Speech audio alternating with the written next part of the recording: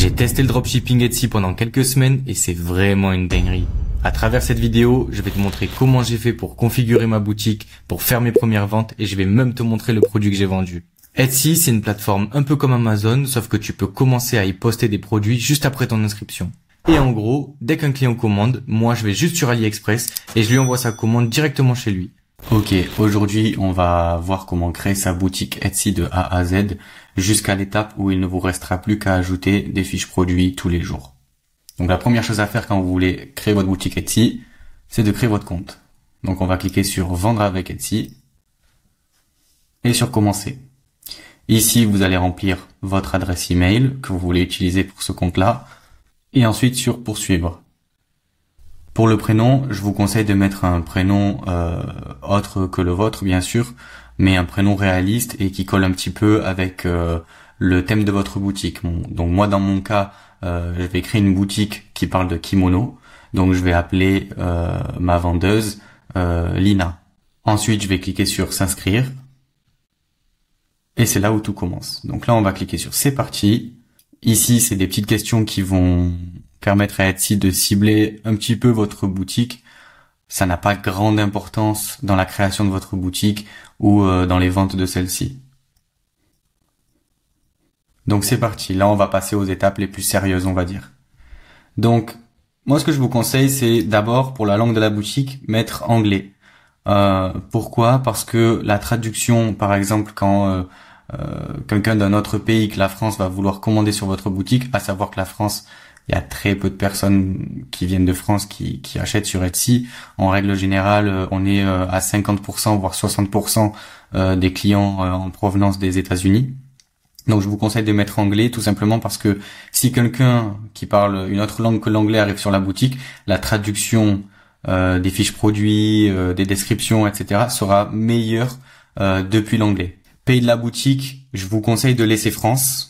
Même si vous allez expédier de Chine, je vous conseille vraiment de laisser France parce que si vous mettez par exemple Chine, vous risquez de vous faire bannir. On n'a pas le droit de s'inscrire depuis la Chine. Et pour la devise, on peut laisser euro. Donc ici, je vous fais pas trop de dessin, c'est le nom de votre boutique, à savoir juste que une boutique ne peut pas contenir d'espace. Donc si vous voulez utiliser plusieurs mots, vous allez rajouter juste une majuscule au début de chaque mot. Pour information, je vais vraiment créer une boutique, donc je vais mettre des vraies informations, donc je risque de flouter pas mal d'éléments au montage. Donc à partir de cette étape-là, ça va être assez simple, c'est seulement du remplissage, votre carte bancaire, RIB, etc., etc. Donc on va le faire ensemble, bien sûr. Donc dans quel pays se trouve votre banque ? Ça dépend. Si vous utilisez Revolut, elle peut se trouver par exemple en Allemagne si votre RIB commence par DE. Peut-être que vous utilisez d'autres banques comme Wise. Auquel cas vous changerez le pays. En règle générale ici je mets entreprise individuelle. De toute façon si vous commencez à faire du chiffre et que vous voulez montrer patte blanche à l'URSSAF, il va falloir avoir au minimum une entreprise, donc auto-entreprise par exemple. Donc à partir de cette étape là vous ne remettez pas le prénom que vous avez mis juste avant. Là ce sont vos vraies informations. Donc vous allez rentrer les informations comme elles se trouvent sur votre carte d'identité. C'est important parce qu'après il y aura une vérification d'identité avec votre carte. Au niveau de votre adresse, vous n'êtes pas obligé de mettre votre adresse postale, la vraie. Notamment dans le cas où vous voudriez faire plusieurs boutiques. Dans ce cas-là, il serait intéressant d'avoir d'autres adresses. Alors, c'est pas du tout un problème tant que l'IP que vous aurez concorde avec votre adresse. Mais bon, en règle générale, pour sa première boutique, on met sa vraie adresse et ça ne pose aucun problème. Ok, donc j'ai rempli l'adresse et à la fin de l'adresse, il vous demande un numéro de téléphone. Alors, pour le numéro de téléphone, vous pouvez mettre le vôtre si c'est votre première boutique. Si c'est pas votre première boutique, vous n'êtes pas obligé de mettre le vôtre. Je veux dire par là que ce numéro ne vous servira pas plus tard. Donc vous pouvez mettre par exemple un numéro, donc c'est ce que j'ai fait moi dans mon cas. Et ensuite, il vous demande d'ajouter vos coordonnées bancaires. Donc, pareil, je vous fais pas de dessin. Maintenant, on va passer à la vérification d'identité, ce dont je vous ai parlé tout à l'heure avec la pièce d'identité. Donc là, vous cliquez sur Continuer avec Persona. Et le mieux, c'est la première option parce que la seconde, elle est plus lente et elle est manuelle. Faites la vérification express avec les données biométriques, donc votre carte d'identité. Ici, quand vous cliquez sur commencer la vérification, ils vont vous demander si vous voulez faire ça sur un autre appareil. Je vous le conseille, comme ça vous pourrez utiliser votre téléphone pour scanner votre pièce d'identité. Ok, donc de mon côté, j'ai bien vérifié mon identité et on va continuer l'installation de la boutique. Maintenant, ils vont nous demander de remplir notre carte de crédit, c'est pour payer les frais d'ouverture de la boutique. Ensuite, ils vont vous demander à nouveau votre adresse. Donc là, c'est pour l'adresse de facturation par rapport à ce paiement par carte. Donc vous pouvez mettre la même adresse que vous avez mis tout à l'heure. Ici, maintenant, on va cliquer sur j'autorise Etsy à débiter automatiquement ma carte. Et on va faire vérifier les frais d'ouverture et continuer. Ok, donc là, le paiement est passé, c'est bon. Normalement, vous devriez avoir cette page qui s'affiche. Donc là, moi, je vous conseille pas d'utiliser l'offre Etsy Plus. C'est pas vraiment intéressant. Surtout que au bout de 3 mois, ce sera plus rentable. Je vous conseille de passer par leur forfait classique, à savoir 16 € d'ouverture. Et c'est tout. Là, ici, c'est une étape assez importante, surtout si c'est votre deuxième boutique et que vous avez mis un numéro de téléphone au début du processus qui n'est pas forcément bon. Je vous conseille pas de choisir SMS, mais plutôt application d'authentification. Et là, je vais simplement, comme sur tous les sites web qui utilisent l'authentification à 2 facteurs, scanner le QR code, mettre le code tout en bas, qui a été fourni par mon authentificateur, et continuer. Ok, c'est fait. Donc maintenant, vous avez ces petits codes là qui vous permettent, dans le cas où vous n'auriez plus accès à votre application d'authentification, de sauver quand même votre compte. Donc il vaut mieux que vous les enregistriez quelque part. Ensuite, on enregistre et on continue. Et là, la boutique va enfin être créée. Ok, maintenant on se retrouve sur le tableau de bord de notre boutique fraîchement créée. Donc nous, on va aller notamment dans marketing, puis promotion et réduction. Là, on va paramétrer ces 3 cases-là. En fait, c'est les 3 cases qui vont vous permettre d'envoyer aux clients qui ajoutent au panier mais qui ne procèdent pas au paiement final un code promotionnel. Pareil pour les clients qui payent chez vous, qui ont fait un achat, vous pouvez leur envoyer un code promotionnel pour les inciter à acheter à nouveau. Et également pour les gens qui mettent en favori vos produits, on va aussi configurer un code promotionnel. Donc on va tout cocher. Et ici en général, moi je mets 10% de réduction pour tous les codes promotionnels. Vous pouvez mettre ce que vous voulez comme code promo. En général, je reprends ce qu'il y a écrit déjà. Voilà. Ensuite, panier abandonné. Je me prends pas la tête. Et pareil pour les articles en favoris. Je mets bien 10% partout. On vérifie et on fait nos 3 offres. Ensuite, on va aller dans Finances, puis Paramètres de paiement, puis calendrier des virements. Ici, je vous conseille de mettre chaque jour. Comme ça, vous recevrez vos virements le plus tôt possible à chaque fois. Ensuite, c'est là où c'est le plus important entre guillemets. On va aller dans Info et Apparence. Et ici, vous allez remplir les champs que je vais vous montrer.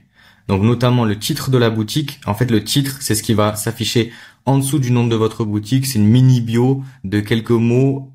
Faites pas quelque chose de long parce que c'est vraiment limité à quelques caractères. Donc moi, dans mon cas, j'ai ma boutique de kimono sur laquelle je vais mettre cette bio qui va coller à ma boutique.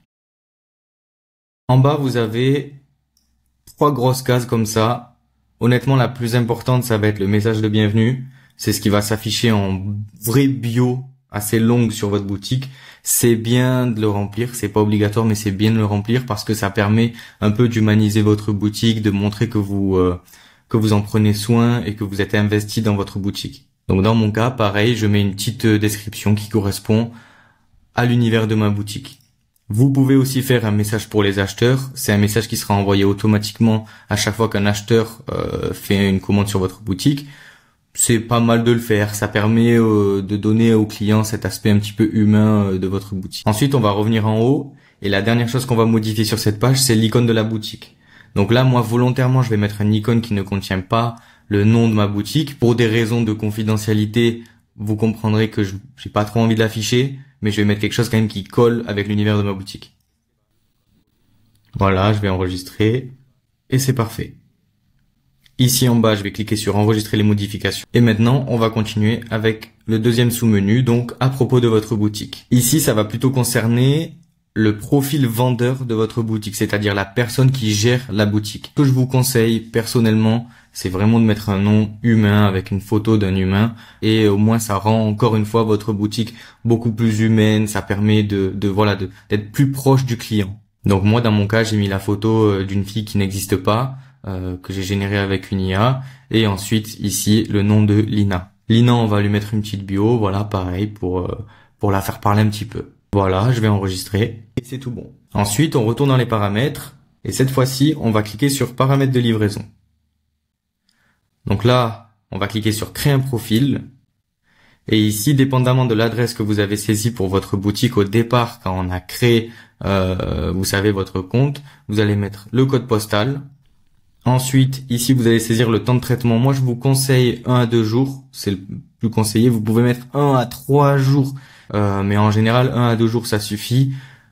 À quoi ça correspond? C'est quand vous allez envoyer vos commandes depuis AliExpress. En général, les fournisseurs, ils expédient la commande sous 1 à 2 jours. Parfois, ça peut prendre plus de temps, mais en règle générale, c'est 1 à 2 jours. On va descendre un petit peu. Ici, en service de livraison, comme c'est en général Cainiao qui va livrer vos colis via AliExpress, vous allez mettre autre et vous allez définir vous-même le délai de livraison. Donc pareil, moi je vous conseille 7 à 10 jours ouvrés. Ici ensuite, c'est vous qui choisissez dépendamment du prix des produits que vous allez mettre. Si vous voulez laisser la livraison gratuite ou si vous voulez appliquer un tarif lors de la livraison. Donc moi dans mon cas, je vais mettre 6,90 € pour chaque livraison. Je vais reproduire le même schéma juste en dessous. Voilà, et on a bien défini là, pour les livraisons en France et à l'international, un tarif fixe avec les bons délais de livraison, etc. Ensuite ici, il vous faut mettre un nom de profil de livraison. Bon, vous pouvez mettre ce que vous voulez. Moi, en général, je mets livraison standard. Et vous enregistrez. Ensuite, dernière chose à paramétrer pour poser enfin les bases de votre boutique, ça va être les paramètres des conditions. Étant donné que ça vient d'AliExpress, vos produits, dans le cas où ça vient d'AliExpress en tout cas, moi je vous conseille de les modifier et de plutôt refuser les retours et les échanges. Et comme ça au moins vous êtes tranquille. Ok, dernière petite chose, je vous laisse cliquer en bas ici sur votre nom, puis votre profil. Et là on va terminer par remplir la même chose qu'on a fait tout à l'heure pour le profil de notre vendeur ou vendeuse. Donc moi c'est toujours Lina, une femme et la petite bio. Voilà, vous pouvez mettre autre chose mais moi je vous conseille de mettre uniquement ces infos là et on enregistre. Maintenant il ne nous reste plus qu'à ajouter notre premier produit. Donc on va cliquer sur fiche produit et en haut à droite sur ajouter une fiche produit. Donc moi dans mon cas c'est un kimono. Donc ici je vais taper kimono et ça va généralement me trouver la catégorie que je veux facilement. Donc ici par exemple je vais sélectionner tunique. On continue. Je vais passer toutes ces étapes là. Vous l'aurez dans la prochaine vidéo, la vidéo qui suit juste celle-ci, pour savoir comment fabriquer sa fiche produit de A à Z correctement avec ChatGPT, avec tout ce qu'il faut. Ça y est, j'ai ajouté mon premier produit. Donc maintenant je vais juste cliquer sur le nom de ma boutique dans le menu de gauche. Ça va m'ouvrir la fiche de ma boutique sur laquelle on va pouvoir modifier la bannière. Ici on vient cliquer sur une bannière. En règle générale, c'est toujours mieux de mettre une mini bannière, comme ça, dès que le client arrive sur la page de votre boutique, il voit plus facilement vos produits, ils sont moins poussés vers le bas. Là, vous ajoutez l'image depuis votre ordinateur. Voilà, l'image est ajoutée, et je clique sur enregistrer, et c'est tout bon. La dernière petite chose que vous pouvez modifier, c'est comme vous le voulez. En règle générale, moi je le fais.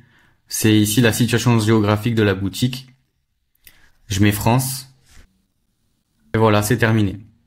Maintenant, si je clique sur ma boutique, là, j'ai enfin la page de ma boutique qui est créée, terminée. Ma première fiche produit est postée. Je vais pouvoir demain en ajouter une deuxième. Bon, je vous fais un petit récap. Là, on est un tout petit peu plus de 2 semaines après la création de la boutique. Donc, comme vous pouvez le voir, on a déjà pas mal de vues, pas mal de visites, quelques commandes et on est déjà à un chiffre d'affaires de 2200 € sur cette niche des kimonos. Donc on a 37 commandes pour 42 ventes, donc ça veut dire qu'on a quelques paniers avec 2 éléments vendus à l'intérieur. Là j'ai encore deux commandes à envoyer qui ont déjà bien sûr été commandées sur AliExpress. Voilà, donc je suis bien content. La boutique a un bon petit départ. C'est pas extraordinaire, mais ça avance bien. Voilà.